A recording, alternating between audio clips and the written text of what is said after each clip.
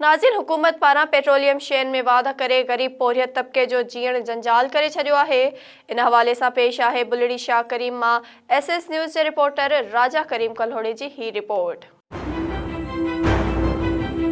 महंगाई ते या पेट्रोल जी रेट ते ज़ाब्तो आंदो वञे। सुबुह घर वेठा आहियूं, हाणे मन परेशान वेठा आहियूं पर नाज़रीन, हिन वक़्तु असीं बुलड़ी शाह करीम जे रक्षा स्टाफ ते मौजूद आहियूं। नाज़रीन, तव्हांखे वधीक ॿुधाईंदासीं त पेट्रोलियम जी 25 रुपया क़ीमत वाधारे में ग़रीब औरत माण्हू जो जीअण जंजाल थी वियो आहे।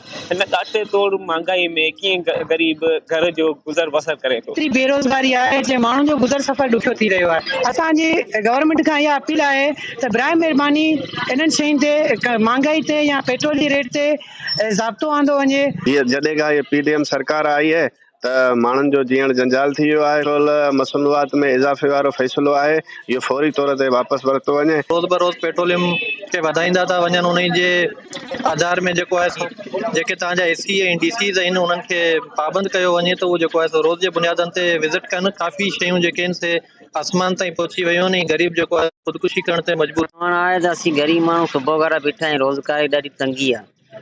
तो तेल महांगा, किराया आहिनि कोन, माण्हू वीचारा अटे में परेशान। आवाम पंहिंजो मन रोज़गार में झली पई आहे। असां ग़लति माण्हुनि खे हुक्मरान कयो आहे, ग़लति माण्हुनि खे वोट ॾिना आहिनि। उन्हनि ईअं ई कयो आहे, पंहिंजो पैसो मुल्क लुटे ॿाहिरि मुंतकिल कयो आहे। उन खां पोइ मुल्क में का शइ कोन रही आहे। हिकिड़ो त ॾिसो अॻु में परेशानी हर शइ ते महांगाई आहे, ठीकु आहे। हाणे ग़रीब माण्हू मज़दूर माण्हू जेको 400 रुपया दिहाड़ी कमाए थो, उहो छा अटो वठे, गिहु वठे, छा वठे। जी नाज़रीन, तव्हां इन जा वीचार ॿुधायो। उन जो इहो ई चवणो त जेके वधंदड़ क़ीमतूं पेट्रोल जूं घटायूं वञनि ऐं आवाम खे रिलीफ ॾिनो वञे। कैमरामैन मज़हर अली बुलड़े सां गॾु राजा करीम कल्होड़ो, SS न्यूज़, बुलड़ी शाह करीम।